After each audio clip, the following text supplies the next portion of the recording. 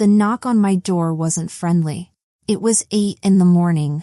I was in my old sweatpants, barely awake, and when I opened the door, 2 police officers were standing on my porch. One had a notepad. The other one watched my hands like he'd seen people do stupid things before they'd had their coffee. "Ms. Gray," the taller one said, "we need to talk to you about a call you received last night." My stomach dropped. Because at exactly 1 in the morning, my phone had lit up on the nightstand. Angry and bright in the dark room. I'd answered without thinking. And what I heard on the other end changed everything. But I'm getting ahead of myself. To understand why the police were at my door, you need to know something about my family first. I'm the responsible one. Always have been. When something goes wrong, I'm the first call. When someone needs money, my number's already dialed. When there's a crisis at 1 in the morning, somehow it always lands in my lap. My brother Tyler is 42. He's always been the boy with so much potential. The one my parents protect, excuse, rescue. He's crashed cars, maxed out credit cards, quit jobs with dramatic speeches about toxic managers. And my parents have always found a way to make his problems someone else's responsibility. Usually mine. Then there's Amber. My little sister. My parents' baby. Amber gets comfort. Amber gets patience. Amber gets second chances that come with gift cards and gas money. I get the late-night phone calls. So when my phone rang at 1 a.m., I already knew it was going to be bad. I just didn't know how bad. I answered on instinct. "Mom?" Her voice came through shrill, panicked. "We need $20,000. Your brother's in the ER." I sat up so fast the sheets tangled around my legs. "What? Tyler? What hospital?" There was a pause. A tiny one. But it felt wrong. "We don't have time for questions," my mom said, her voice breaking. "He's hurt. He needs help. We need you to wire the money now." My heart was pounding. "Mom, slow down. Which hospital is he at? Stop asking questions." That was my dad's voice now, clipped and forceful. "If you don't do this, he'll suffer all night. Just send the money." He said it like I was personally holding the medicine my brother needed. Like his pain would be my fault. I glanced at the clock. 1:03 a.m. The house was quiet. My husband slept next to me, completely unaware that my parents had just dragged their emergency into our bedroom. "Dad, just tell me the name of the hospital. Why are you doing this?" My mom again, tears loud in her voice. "He's your brother." That line used to work on me. It used to yank me upright, make me grab my purse, open my banking app, and fix whatever mess Tyler had made this time. But something about this felt different. The urgency. The refusal to answer simple questions. The way they kept pushing for speed instead of giving me basic information. And then my mother sobbed into the phone, "Please, honey, just wire it." Something in me went cold and clear. I said the words that had been sitting on my tongue for years. "Call your favorite daughter." Silence. Not the dropped call kind. The offended kind. My dad's voice tightened. "Don't you start with that." "Good night," I said. And I hung up. I didn't argue. I didn't threaten. I didn't explain myself. I just ended the call, set the phone face down, and lay back down. And I went back to sleep. Maybe that sounds heartless. But it wasn't heartless. It was exhausted. It was me finally refusing to be frightened into obedience at 1 in the morning. When morning came, I woke to normal sounds. The trash truck down the street. A dog barking. My coffee maker clicking on. For a moment, I wondered if I'd dreamed the whole thing. Then that knock hit the door, hard. Impatient. I opened it to find 2 police officers staring back at me. And that's when I knew. Whatever had happened last night, it was bigger than a family argument. "Ma'am," the taller officer said again, "are you the one who got a call last night about wiring $20,000? "Yes," I managed, my voice smaller than I liked. "My parents called." The officer made a quick note. "Did you wire the money?" "No." He nodded once, like that mattered more than he was allowed to say out loud. Then he looked up, eyes steady. "Ma'am, we're here because that ER call was reported as a fraud attempt. And the number it came from doesn't match your parents." My heart stopped. The room tilted. If it wasn't them, I whispered, then who was calling me at 1 a.m? The officer didn't answer right away. He glanced past me into my entryway, like he was checking for someone else in the house. "Can we talk inside, ma'am?" "Somewhere quiet." I nodded and stepped back, letting them in. My living room still smelled like coffee. The morning news murmured from the TV, talking about weather and road closures like nothing in the world was wrong. The officer introduced himself as Officer Cruz. The other was Officer Palmer. They didn't look dramatic. No raised voices, no urgency. That was the worst part.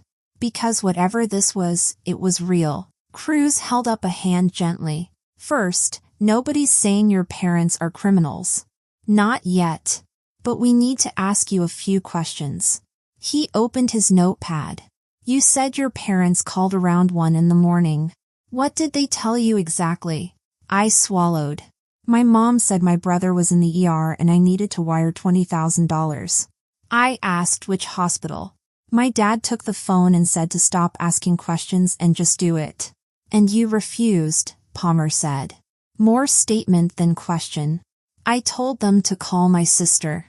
My cheeks burned because it sounded petty when I said it out loud.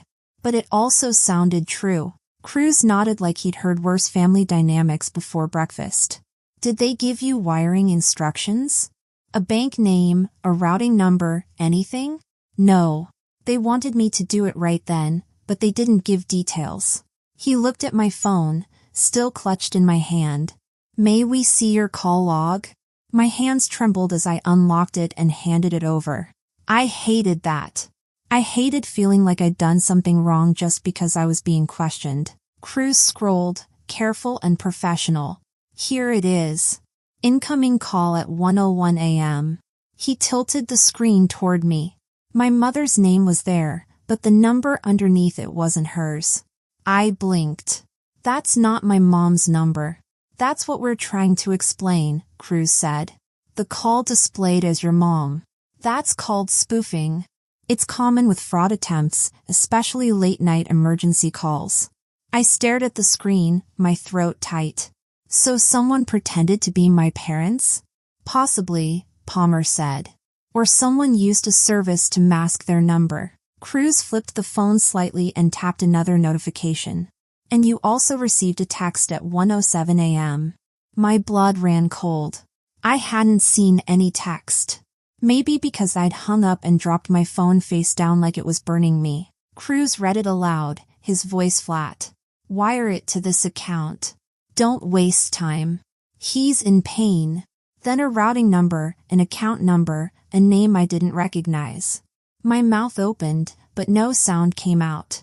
Palmer watched my face carefully. "You didn't see this?" "No," I whispered. "I swear I didn't." Cruz held up his palm. "We believe you. The reason we're here is because your bank flagged an attempted wire template created in your name this morning. Someone tried to set it up using your personal information."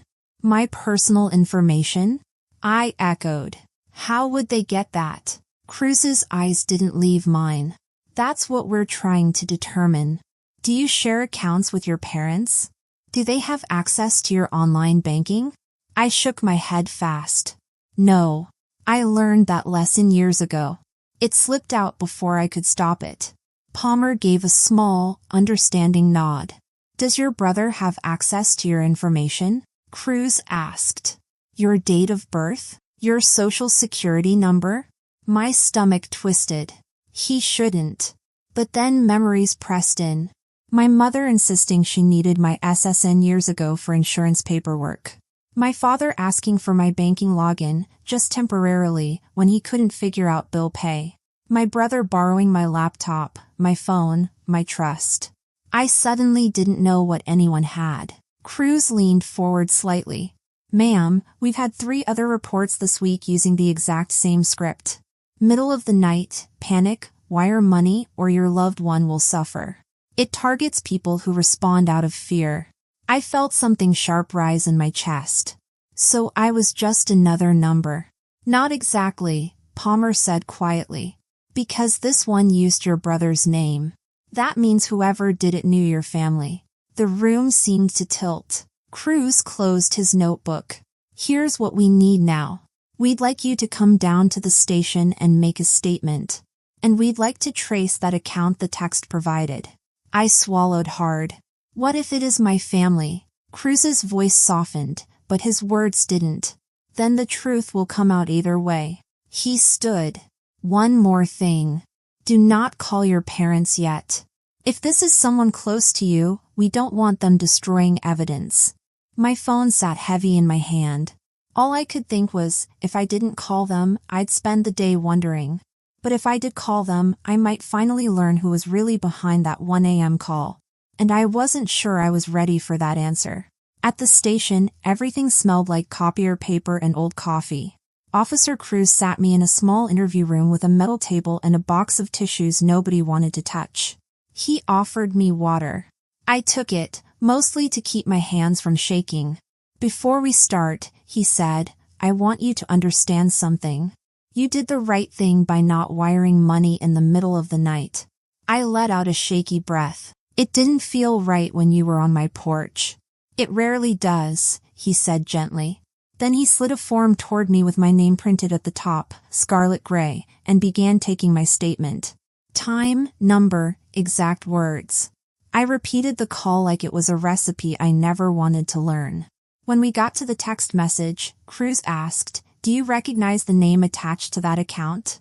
I stared at the screenshot he'd printed. The name was short, clean, unfamiliar. But there was something about it that snagged at my memory. No, I said. Too quickly. Cruz didn't push. He just said, okay.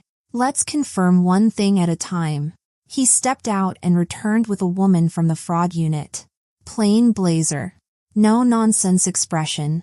The kind of person who's seen too many people lose too much money. She introduced herself as Detective White. Here's what we're going to do, she said. We don't call anyone yet. Not your parents, not your brother, not your sister. But we can verify the hospital claim right now. She slid my phone back to me. Do you know where your brother usually goes for medical care? County General, I said. Or St. Mary's if Mom is being dramatic. Detective White nodded. Call County General. Not from a number in your contacts. Search it. Use their main line. That detail mattered. It told me this was bigger than my family's chaos. This was procedure, because people like me, over-trusting and overtired, got played every day. I dialed the hospital's published number, my finger hovering over the screen. A receptionist answered. I kept my voice steady. Hi, I'm trying to locate a patient. Tyler Gray. The line went quiet for a second while she searched. Then, I'm sorry, ma'am. We don't have anyone by that name in our ER. My throat tightened. Are you sure? Yes, she said kindly. If you think someone is impersonating the hospital, please contact law enforcement. I ended the call and looked up at the detective. He's not there, I said quietly. Detective White's expression didn't change. My chest filled with a weird mixture of relief and rage. Relief that my brother wasn't bleeding out somewhere. Rage that someone had used the idea of him dying to get into my bank account. Cruz tapped his pen. Now we moved to the second part. The money. Detective White pointed to the printed text. This account information, someone wanted you to wire to it. That's not random. Someone either knows you or knows your family well enough to sound convincing. I heard my own voice in my head. Call your favorite daughter. And suddenly the name on the paper felt less random. My sister Amber had always been the one who needed help, just this once. Amber had always been the one with a sad story and a new crisis. I didn't say it out loud yet. Not without proof. Detective White leaned forward. Here's where you get your power back, Scarlett. If you're willing, we can run a controlled response. You reply to the text as if you're cooperating. Calm, slow, asking for details. Scammers hate details. My stomach flipped. You want me to play along? Only with us watching, she said. And you do not send money. You do not click links. You only ask questions and let them respond. I thought about it for a moment. Then I nodded. Okay. White dictated and I typed. I can wire it. What hospital? What room? Who's the doctor? Then we waited. 5 minutes. 10. My phone stayed silent. Then at exactly 9:42, a new text popped up. Stop asking.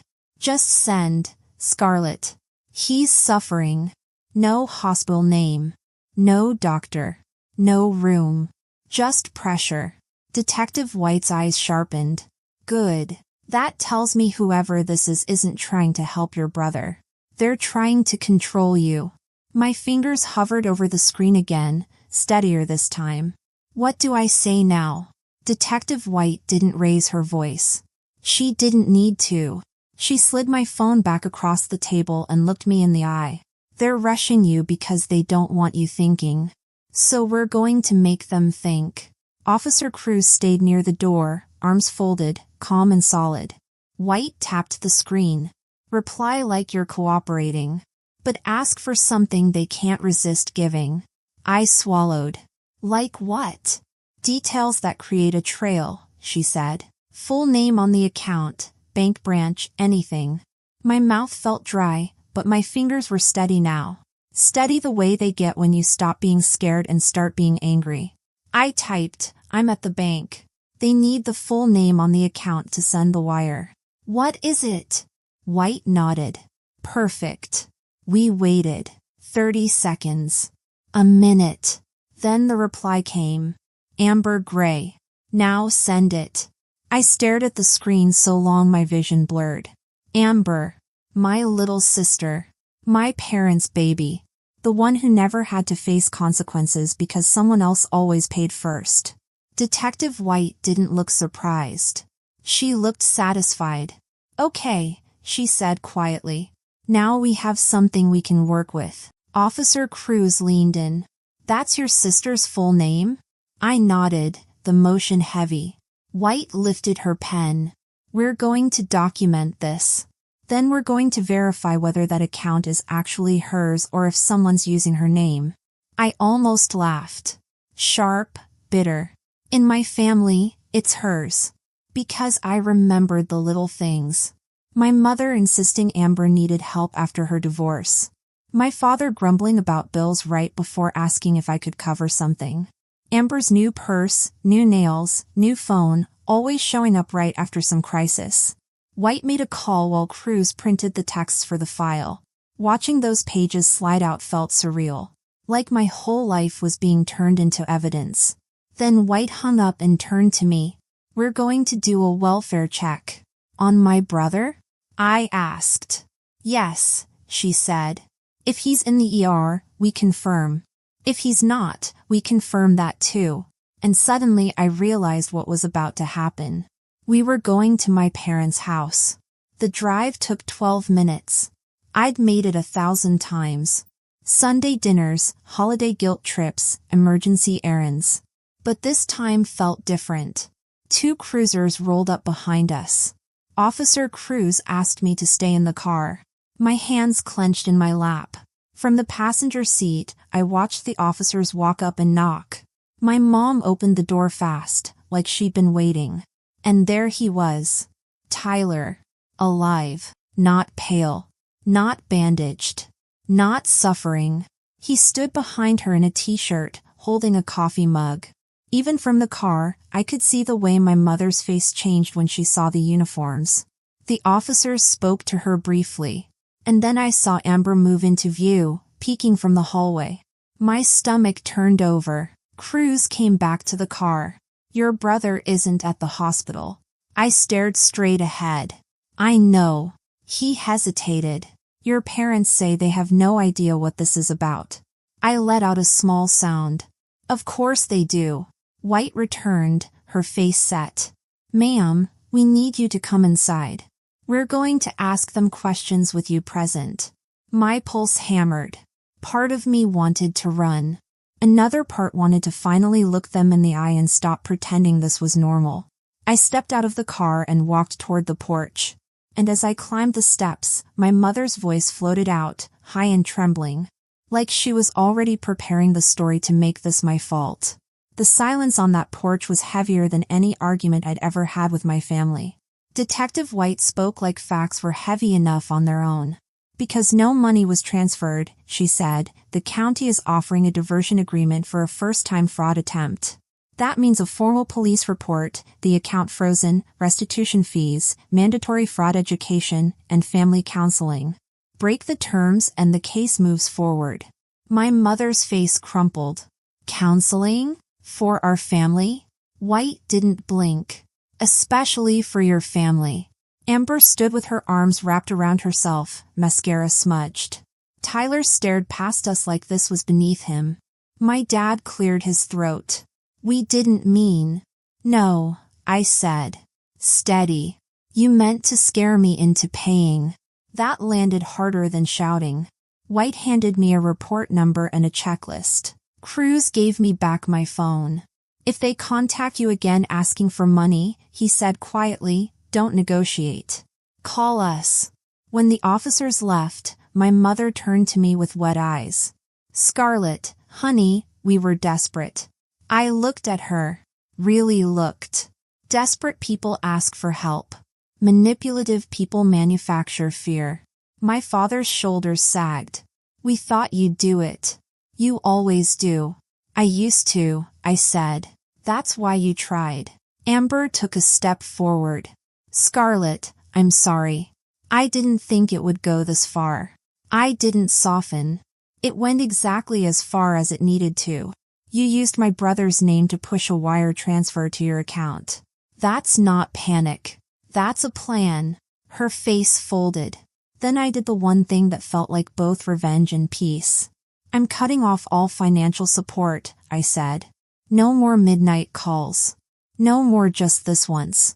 If you need help, it'll be the kind you can't spend.